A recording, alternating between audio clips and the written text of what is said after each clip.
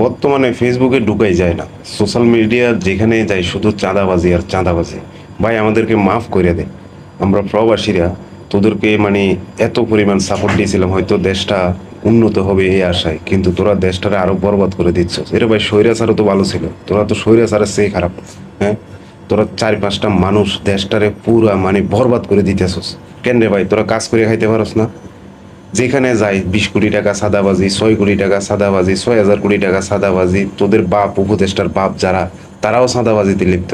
ভাই আমাদেরকে মাফ করে দে ভাই, আমরা চাই না। আমরা স্বৈরাচারের হাতেই ভালো ছিলাম ভাই, তোরা আমাদেরকে ক্ষমা করে দে ভাই। কি যে শুরু করছস তোরা দেশটারে ভাই, যেখানে যায় মানুষ আন্দোলন, অমুক জায়গায় আন্দোলন, অমুক জায়গায় রাস্তাঘাট বন্ধ। এমনও দেখছি প্রবাসীরা এয়ারপোর্ট থেকে নিজের ব্যাগটা কাঁধে করে নিয়ে 20 কিলোমিটার 25 কিলোমিটার হেঁটে যাওয়া লাগে তোদের কারণে।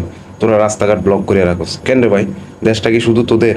সাধারণ মানুষ যেদিন মানে ধৈর্যের বাঁধ ভেঙে যাবে না, সেদিন তোদের পিঠের চামড়াও রাখবে না। ভাই আমাদেরকে মাফ করিয়া দে ভাই। আমরা প্রবাসীরাও তোদেরকে প্রচুর সাপোর্ট দিয়েছিলাম। আমরা এটা কষ্ট করে টাকা পাঠাই দেশে, দেশের অর্থনীতি সচল করে, আর তোরা দেশে বসে বসে চাঁদাবাজি করস। ভালো হইয়া যা ভাই। যেদিন মানুষ মানে অতিষ্ঠ হয়ে যাবে, এদিন তোদের পিঠের চামড়া রাখবে না, সব চামড়া খুইলা জোতা বানাইবে এদিন। সময় থাকতে ভালো হয়ে যা, চাঁদাবাজি বন্ধ কর।